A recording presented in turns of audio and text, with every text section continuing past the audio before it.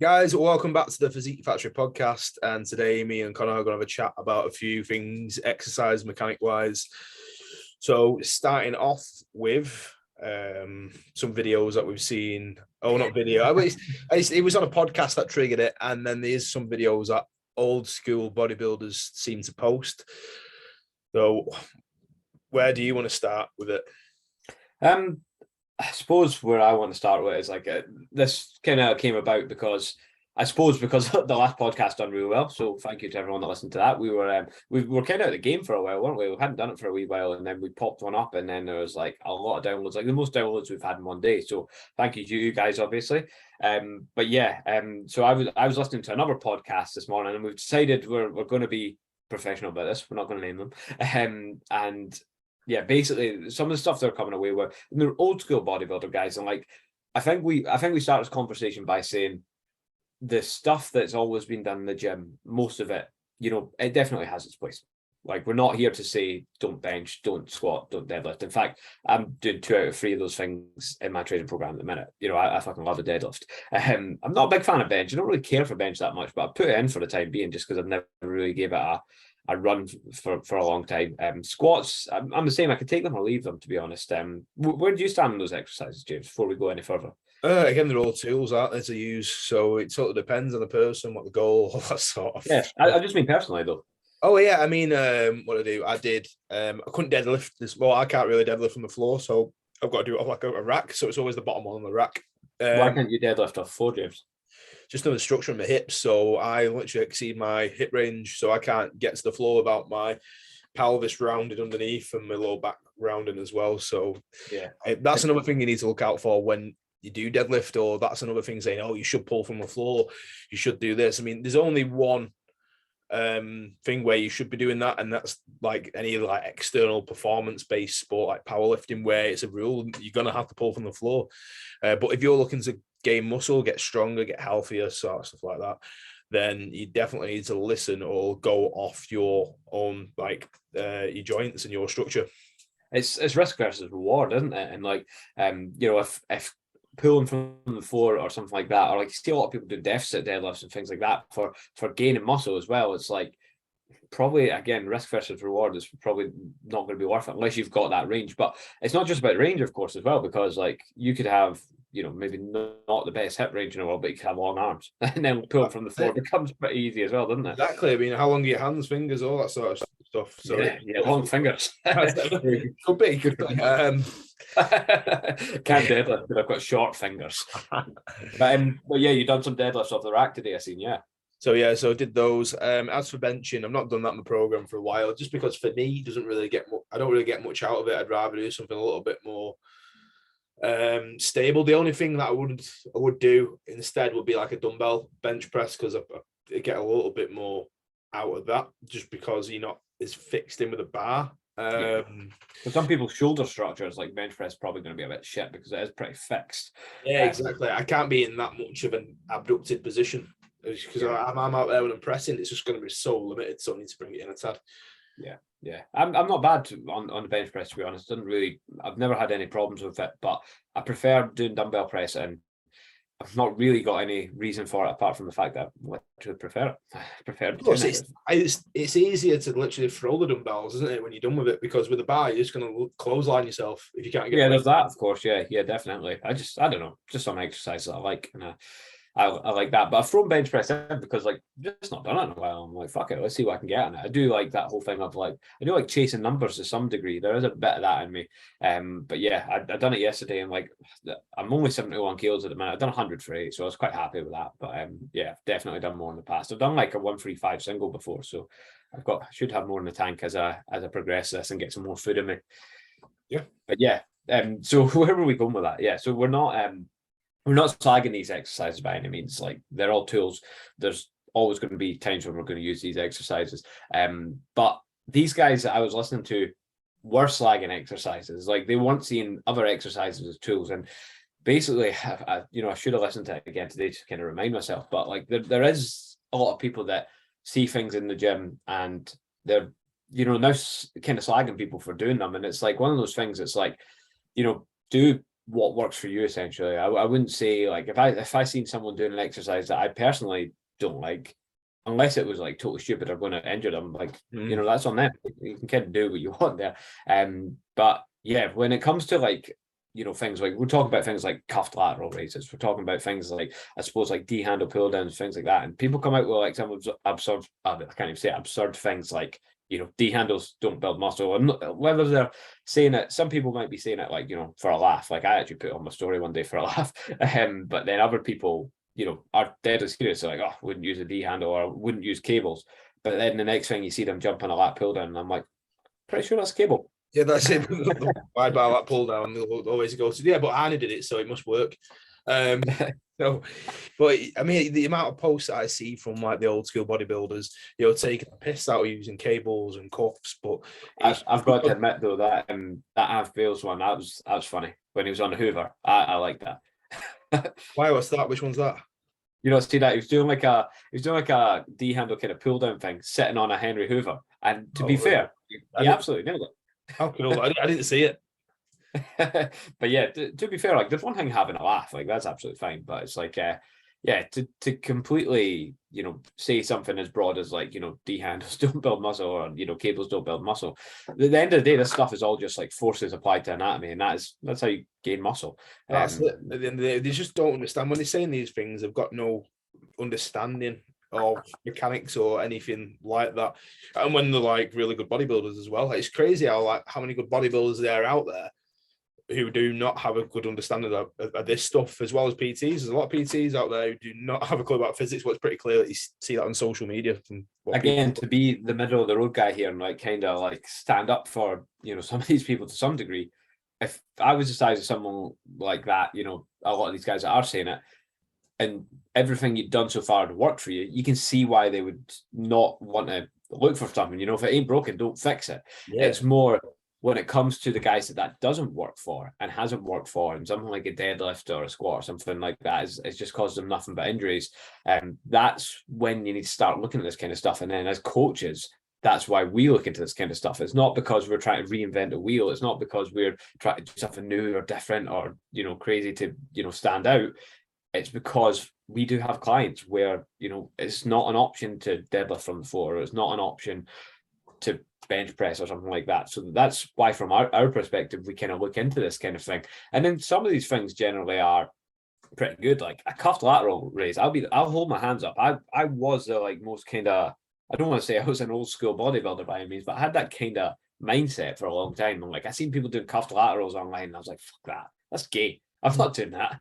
And then I don't know, over the years things changed a little bit. I was like brought into the world of mechanics. I learned about this stuff, and I tried it and I used it, and I was like, this is fucking unreal. I've never felt my like side delts actually start burning up like this before in my life. And ever since, that's been one of my favorite like kind of delt exercises. Actually, it's like a cable lateral raise, lateral raise. Jesus Christ, that was one of the things in the podcast that we were slagging off, weren't it? Saying, oh, why don't you just grab some dumbbells? And it's like, no, you don't have a clue about resistance profiles or anything like that, and also joint forces.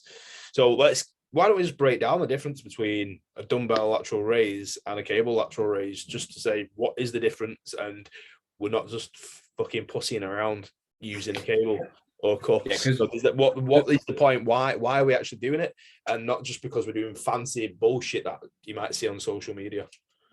Yeah. So again, I'll start by saying they both have their place. Again, I use both of them when I train, but basically the dumbbell lateral raise is for guys who want to build muscle, and the cable lateral raise is for people who don't want to build muscle. I'll let you take this one, James. I know just so you know that he was not being serious. Cool. So when you're doing a dumbbell lateral, let's start off with that, because it's pretty evident how it feels. So when you're lifting that dumbbell up, it's going to get harder and harder and harder. So it's always harder at the top there when you get to around about like 90 degrees ish. Not saying we should go to that range or whatever feels good at the top.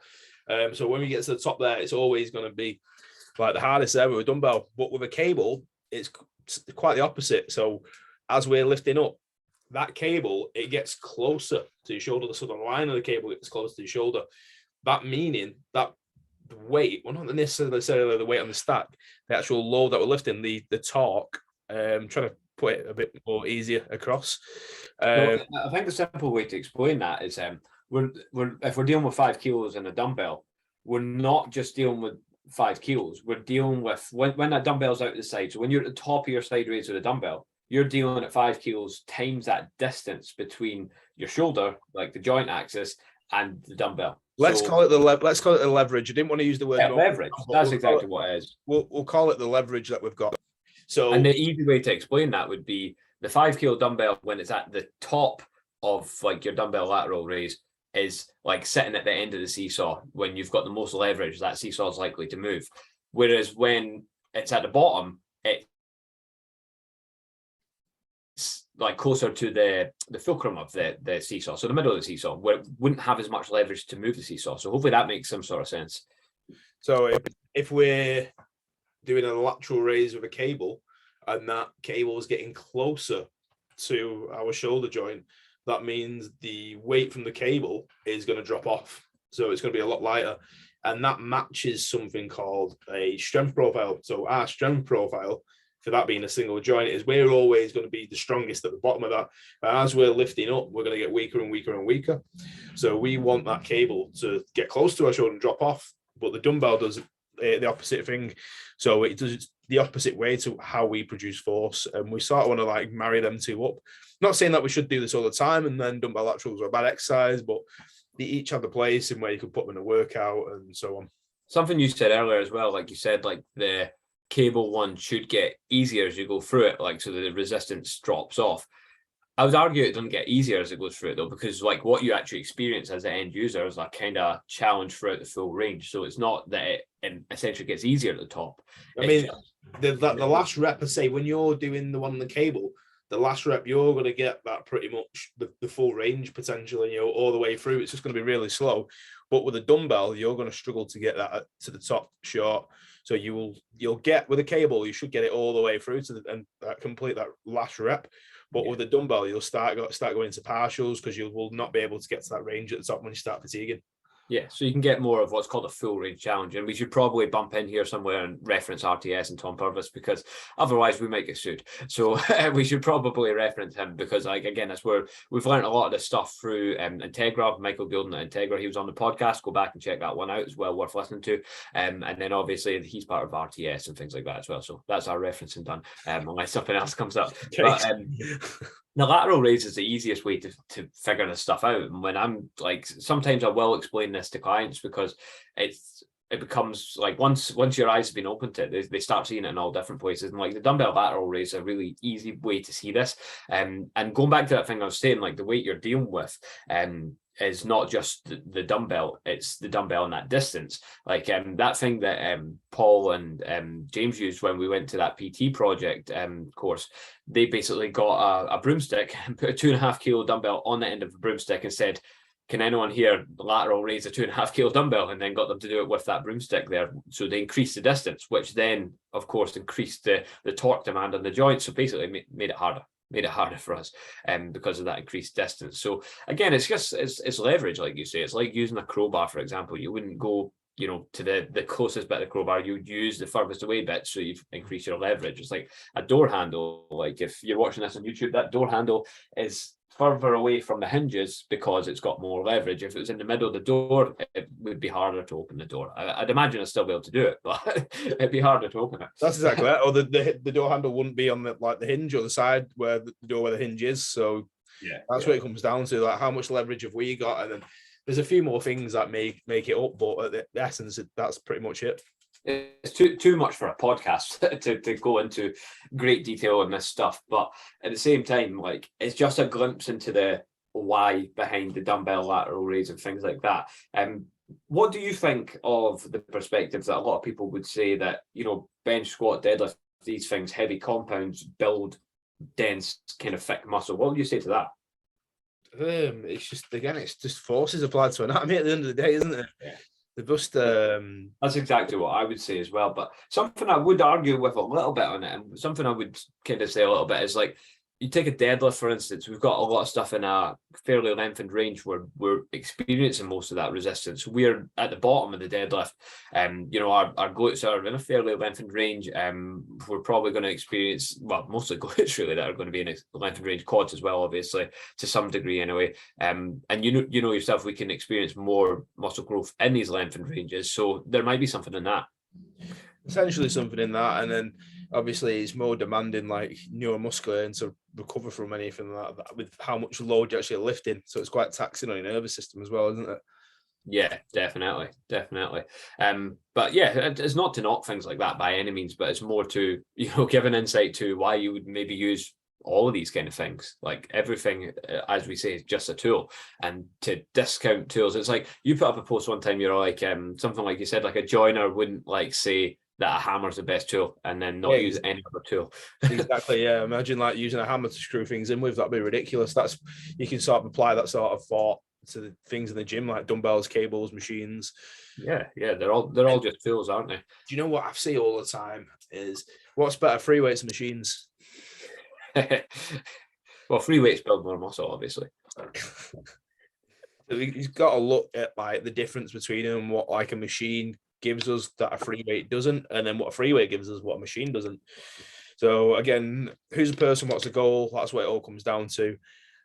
Machines, mainly more the guided, the more restrained. You can lift a lot more weight on them just because you're fixed. There's a fixed path of motion that is going through. So you can definitely overload more on those where it's not challenging stability as much. You like again, to quote Tom Purvis, he said you wouldn't shoot a cannon out of a canoe. That's the way to think about it. Like you're not going to get maximum force production when you're standing on a Bosu ball. That's it. I mean, and when you think about it as well, we want to do maximum force production. We want that for growing muscle. Like, this is what that's what our goal is with bodybuilders. So yeah, we want maximum force production for a set amount of reps that we're training for. So we want to increase stability as much as we can. And then potentially when we're using other exercises like a dumbbell chest press, that can transfer over to it.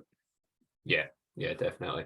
Another thing these guys said as well, that I was listening to, where they were on about like it being lazy to use a D handle rather than people being too lazy to use a D handle, so they use a cuff. Like, so in what situations would you use a cuff, James? So, the couple of situations is if you broke your hand or wrist or something like that, and you can't hold the fucking cable. So I'm not lying. That one of my clients, she can't hold cables or dumbbells or anything like that. So we've got to use a cuff for pretty much everything. So we've got to work it around that. But the main, I have a client that has arthritis in her hands as well, and same thing. Like we do use handles and things like that too. But once it starts to fatigue, it's like, right, okay, we're going to need to start using some sort of like cuff here. Yeah, I mean, but as for a bodybuilding like perspective, it all comes back to like joint forces, because the closer you have that cuff or whatever you're applying, whatever you're lifting, the closer you have that towards your working joint, there's going to be less joint forces. So if someone's got a shoulder issue and you want to train the muscles around the shoulder, then to reduce the joint forces and move that a little bit closer to the shoulder, and in terms you could load it up even more, because where you're applying that force, say if you went at the wrist, put the cuff at the wrist, and then you moved it up to the shoulder, you moved it up to the elbow, you'd be able to move more weight with that cuff around your elbow than you would do at your wrist, just because there's less distance. Yeah. So we've kind of reduced the leverage of the weight that we're fighting against, if that makes sense. So the weight of the cable. Which, in a sense, though, would that not mean we're experiencing less load overall? Potentially, that's why you can load it up even more. Yeah. So, in a sense, like I suppose, like some of these old school guys are right. Like, that would make it easier, but then you would kind of use more load to kind of, what would you call it? What's the word I'm looking for? To overcome that, so to speak. And then at the end of the day, the muscle doesn't know what loads on the machine. The muscle doesn't care what loads on the machine. As long as like it's experiencing the tension it needs to grow, that's going to be the main thing. Which that brings me nicely onto another thing that people seem to hate is like reverse banding and things like that, because they say that that's just to make it easier. And we actually covered this a little bit in the last podcast, so we don't need to talk too much about this. You can always go back and listen to it. But again, they're definitely, I think something I haven't said in this one is there's definitely people that do get into like biomechanics, or people that maybe even don't even get into it. Maybe they just see it on Instagram and they do go too far one way. There is people that go extremes either way. There's guys that'll like, not use anything but dumbbells and barbells, and there's guys that will not use anything but cables and cuffs and things like that. So there are definitely extremes, and there are those people out there that will be like, yeah, I'm going to reverse band the leg press so I can get more fucking weight on this. And if you've got any common sense, like that's not the reason you're doing it for. But there will definitely be people out there doing that 100%. I can guarantee you. You see some crazy things in the gym, and that's got to be one of them. I know, fucking or slamming a shitload of bands on a hack squat. So it's a band, the hack squat. I say if you reverse banding it, obviously, like the heavier you go, the more bands you're going to need to get the effect that you want from the band. But you see people literally use about 5 bands on it, and it's just like a bungee at the bottom, and it's kicking in too early. Yeah, literally, it's already like there's already tension on the actual machine on the carriage before we even set off, and just a waste of time almost. Yeah, literally, there's literally nothing. There's literally nothing at the bottom. They've got 10 plates on the hack squat, and it's like, what are you doing? To back that up a little bit, just to say, like, with the hack squat, our quads, our glutes, and whatever we're experiencing there, they're going to be weaker at the bottom of the rep. So, and the hack squat weight remains the same. It doesn't really change throughout the range. So that's why you would like reverse band it at the bottom, but you wouldn't really want any band tension at the top because our muscles are stronger at the top portion, in that range. So having the band kicking in at the top is going to make absolutely no sense whatsoever. You are just making it easier for the full range at that point. That's it. Yeah, definitely. So that's how so we can just say we're weaker at the bottom when we're doing a hack squat, and then we're stronger at the top. So we want to experience more load at the top and less load at the bottom, and that's what you can do with reverse banding it. It's not to say you have to band or cuff every exercise that's like that, because like a dumbbell lateral raise, for example, go back to that, like you don't need to use a cuff to achieve a full range challenge. Something I sometimes do with clients is I'll get them to start with a lighter weight, and one where they can get up into the kind of shortened range and use that for a dumbbell lateral raise, and then jump onto a heavier weight after that, where we work maybe through the mid-range or the shortened range. Or also you can adjust your body position for things like that too. That's maybe a little bit harder to explain on a podcast. Yeah, that's it. No, that's a great idea. Just body position, that's pretty much like lying on the side on a bench, isn't it? And then obviously when you're lifting up, that dumbbell's going to get close to your shoulder like that cable would do. Yeah, I actually posted something on Instagram way back. It was like a triple, like a drop set sort of thing, where a mechanical drop set is what you'd call it, where I'd done a normal dumbbell lateral raise. I'd done it on the 45-degree bench lying on the side, and then I'd done it lying on the floor just to kind of work through all the ranges. And it was pretty cool, to be fair. But you look a bit weird lying on the floor in the gym, I'm not going to lie, but I'm definitely past looking weird in the gym. I don't care. But I realize a lot of people do, but I definitely don't. I've stood in that gym that I train in my nothing but my underwear many times, so I'm not one bit fussed about lying on the floor doing the dumbbell lateral raise. Because that's normal in a gym like that, bodybuilding gym. Yeah. That's just normal. There's just like a spot in the Body Academy that everyone that competes or something like that knows to stand in and gets their pictures taken. People just accept it. Nice. Yeah, it's good. It's good. It's good to have like that sort of like you're kind of the same down there at Metcon. It's like surrounded by people who are on the same kind of track as you're, doing the same sort of thing, like bodybuilding and things like that. And I can't imagine, like I always think about a lot of people probably know who like Keefe is, and Chris McCready. And I remember when he first started training down in Stranraer or wherever it was he was from. And I used to see his videos of him like training in like the local leisure centre. And I used to think, fuck me, man, that must be like, when you're the only guy down there that's into bodybuilding, it must be tough some days. I know I've certainly went into the Body Academy some days when I'm not feeling it. And there's been other people that are training hard and it's like, right, that just gives you the boost you need. But sometimes like when it's just yourself, like I've trained in like a smaller gym in the town I live in, and it depressed me. It's that environment that makes it a lot, doesn't it? Like you it said. Definitely does, yeah. Regardless of whether they think cuffed exercises are shit or not, as long as like people are kind of training hard, it gives you a good kind of vibe, doesn't it? Definitely.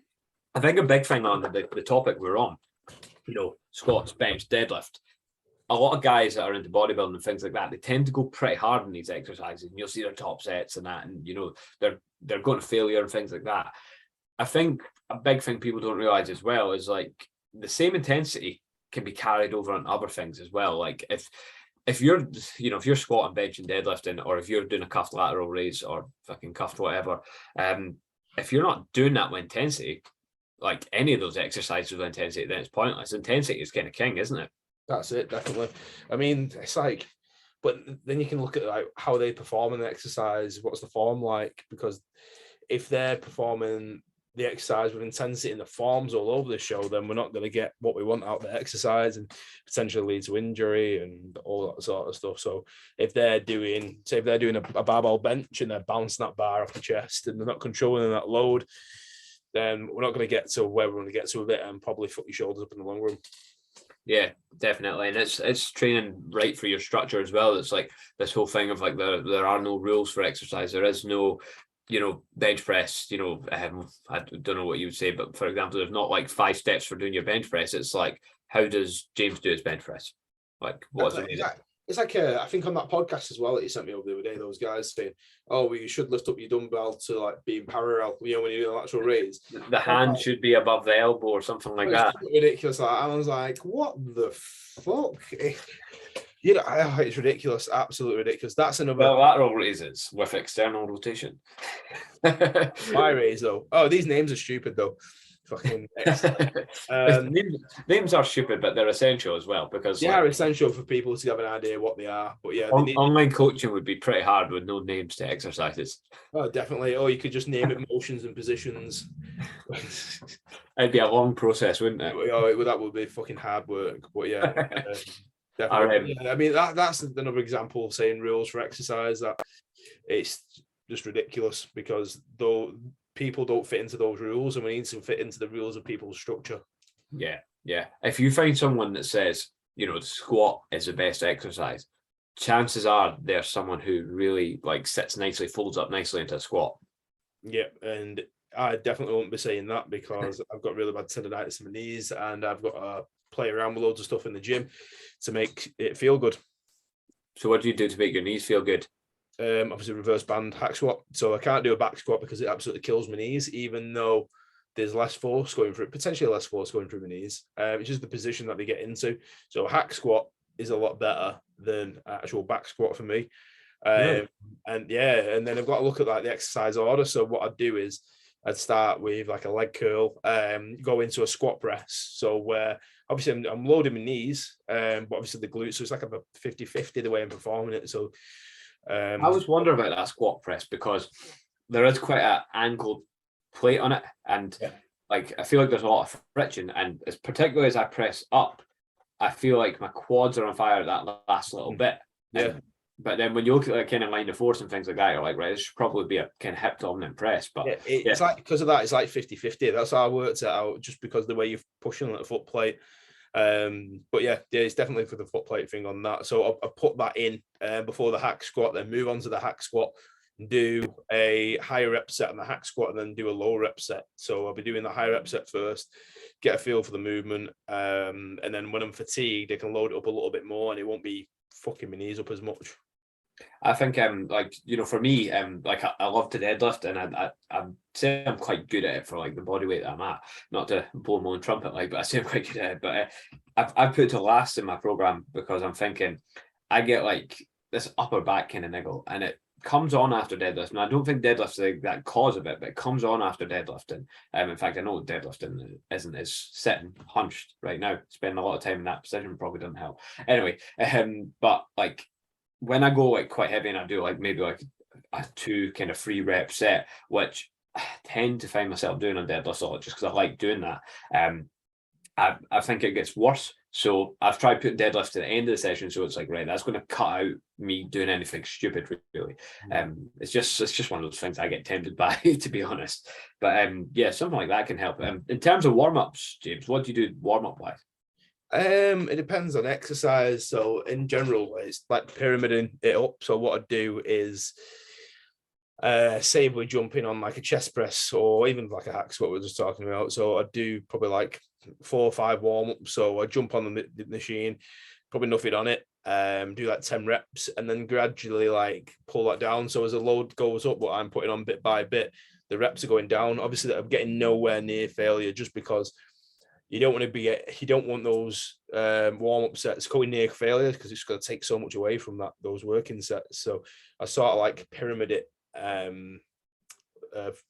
to that working set. So I'll be like So what I'm working on, like 6 plates on a hack squat. So I'd go like nothing, then I'd throw on like 1 or 2, get 6 or 7 reps out, and then go down to like 3 or 4 with 3 on, then literally 1 or 2 reps with 4 on, 1 rep with 5 on, and then start working on the 6, just so it's not gonna impact those working sets. Yeah, and then obviously, like, say you've done that on the hack squat, for example, and then you go into a leg press, you probably find you wouldn't need as much warm up after that because everything's kind of already primed to some degree. But that's exactly what I do as well. I kind of pyramid up, and the way that I explain it to clients a lot of the time is like those first couple of sets with low weight are kind of about, you know, getting everything moving, get the joints moving, getting, you know, some fluid moving about and things like that. And then from there, it's kind of, once everything's warm, it's like a case of toning up the nervous system in there, because I'm sure we've all seen those guys that go into the gym and it's like, right, they can press 45 kilo dumbbells. So the first thing they do is pick up the 45 kilo dumbbells, no warm up, straight in, absolutely smash the shit out of them. And I can't imagine how their joints are feeling at that point, because I know mine would feel pretty fucking terrible. But yeah, like that's exactly how I would warm up. But what I was more getting at actually was like, in terms of warm ups, are you over there rolling about in a foam roller? Are you stretching? What are you doing? No, so you know my opinion about this. You don't want to fuck around for about 30 minutes before you actually train. Just the best way of warming up to do what you want to do is do what you want to do. Literally, you literally go through, take your joints through all the ranges that you want to use, and gradually build it up and build up that motor unit recruitment sort of thing. But you can do that by these feeder sets, the warm-up sets. So do what you want to do, get in the gym, rather than spending about 30 minutes to an hour rolling around on a foam roller, doing some fucking bullshit stretches. It's just, yeah. And also with that, so foam rolling, stretching can reduce force output, so potentially we do not want to do that prior to lifting. Yeah, especially if you want to lift weight. It's all about potentiating what we want to do, and that being when it's literally those warm-up sets of feeder sets. That's it. You see a lot of guys do that though, don't you? Like just like waste a lot of time just fucking hell, putting a band onto something and just doing all this shit. And yeah, I mean, there might be a time and a place for that if we want to load up that specific muscle or whatever. But would there? Because like, why do like 200-pound bodybuilders or 250-pound bodybuilders think that a band and some external rotation is going to be enough for them? That's it, exactly. You know, it just doesn't really make sense. It's different if you're like an old person that's never lifted a weight in their life and they are weak. Then yeah, maybe a band's yeah. Again, it goes down to the person, doesn't it? I mean, as well as maybe on some of my sessions and some of the stuff, I do like a really low level isometric just to get everything contracting around the joint. But again, that's sort of mimicking what we're going to go through. But it's an isometric and it's going to get things contracting. But yeah, I think those low level isometrics, that's anything towards that side of thing. That's what I go for. Nothing doing ridiculous stuff.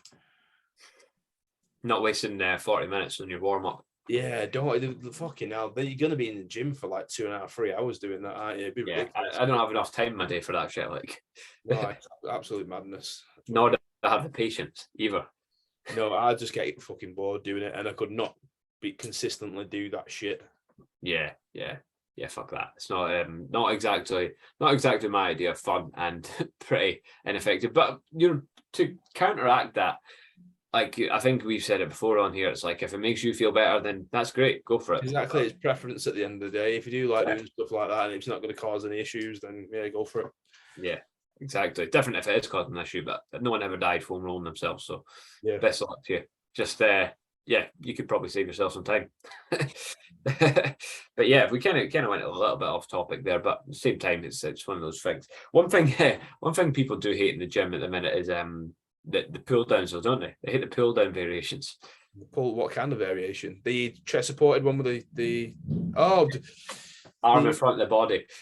There's a D handle pull down, or just like an angle, a D handle kind of pull down, just like bench set up, D-handle pull down. A Oh lot yeah. of people seem to hate that, and that's what kind of a couple of those videos were about that you're on about. And again, like those videos are funny. Like fair enough. Like if you're gonna talk about this kind of thing, like yeah, at least have a laugh with it. That is probably a good way to put your point across.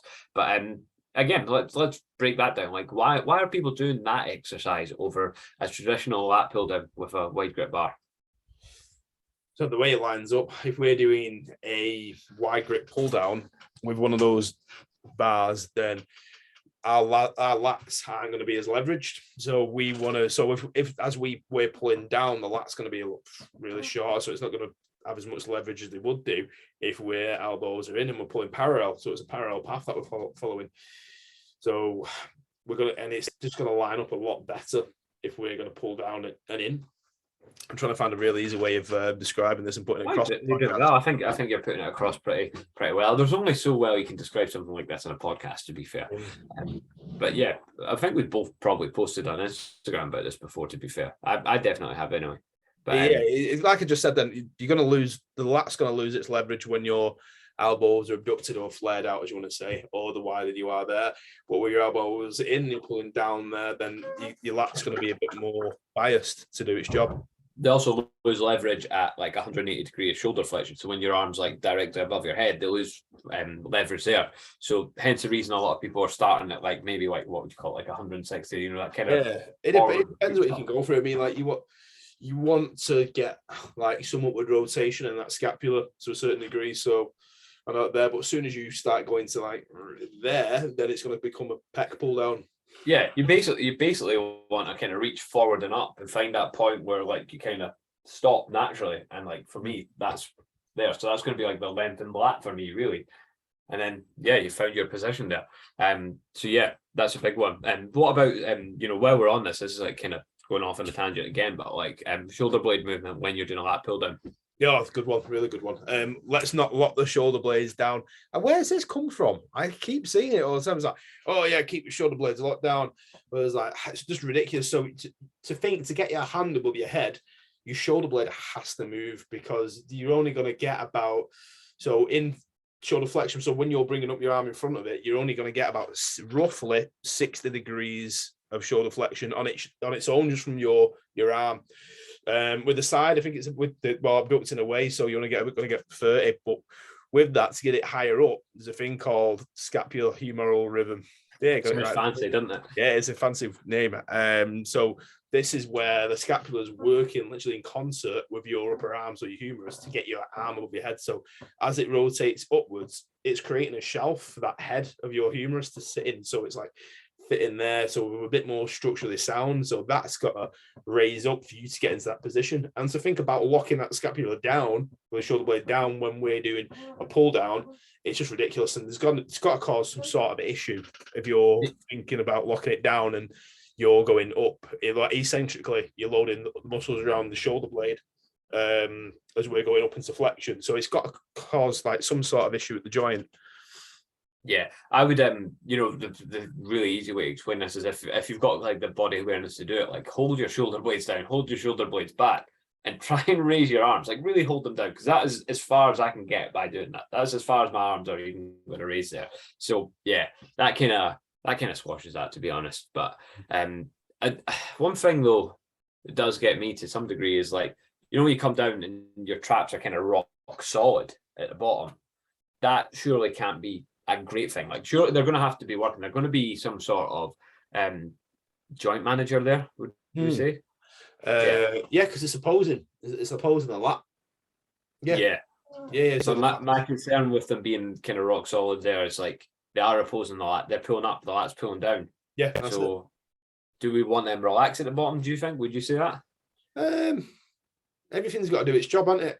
So if they're contracting for a reason. Yeah. It's something I see a lot. I see some super like kind of hunched up tight. Yeah, I see that. I think that's when people sort of exceed that range and they're trying to get it really short, or they start fatiguing and they end up being like this at the bottom. So especially the first couple of reps are sound, and then as soon as they start fatiguing, they go into that thoracic flexion, and then the traps come up and they're coming over. I think they're just getting into that range just to get it short. That's all it is. Yeah, definitely. But like, you know, when you're letting your shoulder blades move and you're kind of letting them move freely there, it's like some people go up and like they kind of elevate a little bit. Yeah. Don't come back down as they pull their arm down. If Oh, that I know makes what you sense. mean, yeah. Yeah. There's no like kind of depression there, if you know what I mean. So it's almost as if like, okay, so they're moving, they're kind of coming up and round, but they've also kind of got to come back and down, if that makes sense. Yeah. Yeah, I'm like, this is one of the things as well. Once, like, especially once you get more into mechanics, it's like I'm kind of thinking about this right now. I'm not giving any like saying this is the way it should be done. I'm just thinking, you know, what the fuck's happening there? Yeah, it's interesting to investigate these things again. Yeah, definitely, and then it vary from person to person as well. It does, and then what is getting that person? You know, what's going on internally? What are they feeling? Are they feeling their lat working, or are they just feeling like their upper traps are kind of hunched up? That's I reckon. But I think to bring that back around, I think that's why a lot of people lock the shoulders down, is to try and maybe like kind of limit that kind of stuff.